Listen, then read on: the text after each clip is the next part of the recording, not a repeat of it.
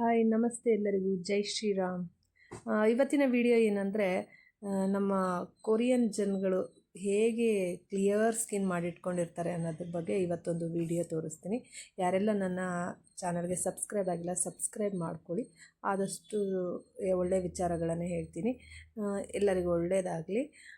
ಇವತ್ತು ಒಂದು skin routine ಯಾವ ಥರ ಕೊರಿಯನ್ ಜನಗಳು ಮಾಡ್ಕೋತಾರೆ ಅನ್ನೋದನ್ನು ಬಗ್ಗೆ ಹೇಳಕ್ಕೆ ಕೊಟ್ಟಿದ್ದೀನಿ.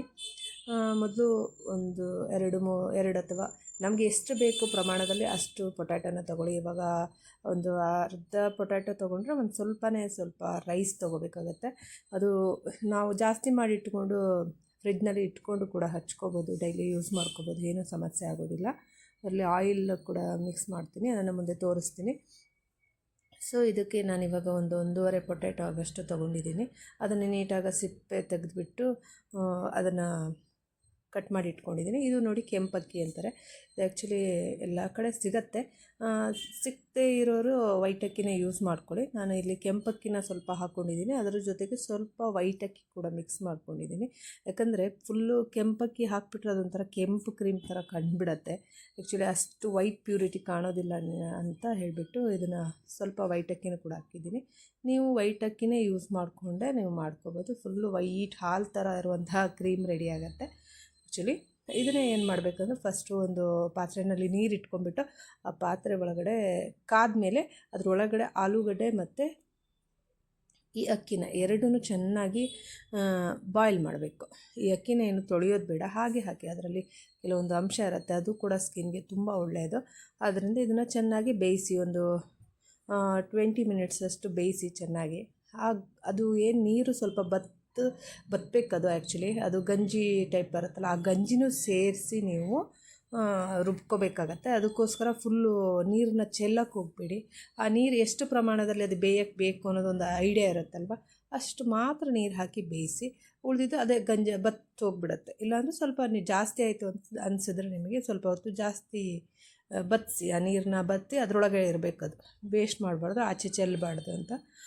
ಅದಾದ ನಂತರ ಇದು ಚೆನ್ನಾಗಿ ಬೆಂದು ಅಕ್ಕಿ ಮತ್ತು ಆಲೂಗಡ್ಡೆ ಎರಡೂ ಬೇಯಬೇಕು ಚೆನ್ನಾಗಿ. ಅದಾದ ನಂತರ ತಣ್ಣಗಾಗಬೇಕು.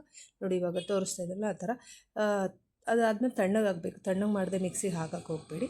ಸೊ ಏನಾಗುತ್ತೆ, ಎಲ್ಲ ಅದು ಆಚೆ ಬಂದುಬಿಡತ್ತೆ ಎಲ್ಲ ಮಿಕ್ಸಿಯಿಂದ. ಅದರಿಂದ ತಣ್ಣಗಾದಮೇಲೆ ಮಿಕ್ಸಿಗೆ ಹಾಕಿ ಚೆನ್ನಾಗಿ ಅದನ್ನು ನೈಸಾಗಿ ಕ್ರೀಮ್ ಶೇಪ್ ಬರೋ ಥರ ಚೆನ್ನಾಗಿ ರುಬ್ಕೊಳ್ಳಿ. ಅದನ್ನು ರುಬ್ಬಿಟ್ಟು ಮತ್ತೊಂದು ಬೌಲ್ಗೆ ಹಾಕ್ಕೊಳ್ಳಿ. ಅದನ್ನು ನೋಡಿ ಇವಾಗ ಏನು ಕ್ರೀಮಿ ಟೆಕ್ಸ್ಚರ್ ಬಂದಿದೆ, ಆ ಥರ ಕ್ರೀಮಿ ಟೆಕ್ಸ್ಚರ್ ಮಾಡಿಟ್ಕೊಳ್ಳಿ.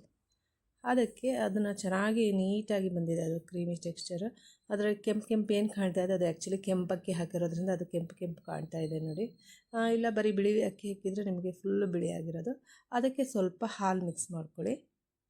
ನೀವು ರುಬ್ಬುವಾಗ ಬೇರೆ ನೀರೇನು ಮಿಕ್ಸ್ ಮಾಡ್ಕೋಬೇಡಿ. ಬೇಕಾದರೆ ಅಕಸ್ಮಾತ್ ನಿಮ್ಗೆ ಗಟ್ಟಿ ಆಯಿತು, ಮಿಕ್ಸಿ ಕೆಲವೊಂದು ಸರಿ ಅದು ಗಟ್ಟಿಯಾಗಿಬಿಟ್ರೆ ಅಂಟಾಗಿಬಿಟ್ರೆ ತಿರುಗೋದಿಲ್ಲ. ಹಂಗೆ ಬೇಕಾದರೆ ಹಾಲನ್ನು ಮಿಕ್ಸ್ ಮಾಡಿಕೊಂಡು ಸ್ವಲ್ಪ ಇದು ಮಾಡ್ಕೊಳ್ಳಿ. ಅಂದರೆ ಕ್ರೀಮಿ ಟೆಕ್ಸ್ಚರ್ ಬರಬೇಕದು, ಇಲ್ಲಾಂದರೆ ಚೆನ್ನಾಗಿ ಅನಿಸಲ್ಲ, ಅಂಟೋದಿಲ್ಲ, ಮುಖದಲ್ಲಿ ನಿಲ್ಲೋಲ್ಲ. ಸೊ ಅದಕ್ಕೋಸ್ಕರ ಹೇಳ್ತಾ ಇದ್ದೀನಿ. ಅದಾದ ನಂತರ ಹಾಲನ್ನು ಹಾಕೊಂಡು ಚೆನ್ನಾಗಿ ಮಿಕ್ಸ್ ಮಾಡ್ಕೊಳ್ಳಿ. ಅದಾದ ನಂತರ ಕಾರ್ನ್ ಫ್ಲೋರ್ ಒಂದು ಸ್ವಲ್ಪ ತಿಕ್ನೆಸ್ ಆಗಿ ಮುಖದ ಮೇಲೆ ಡ್ರೈ ಆದರೆ ತಿಕ್ನೆಸ್ ಆಗಿ ಹಾಗೆ ಮುಖದಲ್ಲಿ ಇರುತ್ತೆ. ಇಲ್ಲಾಂದರೆ ಈ ರೈಸು ಈ ಹಾಲು ಎಲ್ಲ ಹಾಕಿದಾಗ ಅದು ಜಾರ್ಕೊಂಡು ಕೆಳಗಡೆ ಬಂದುಬಿಡತ್ತೆ.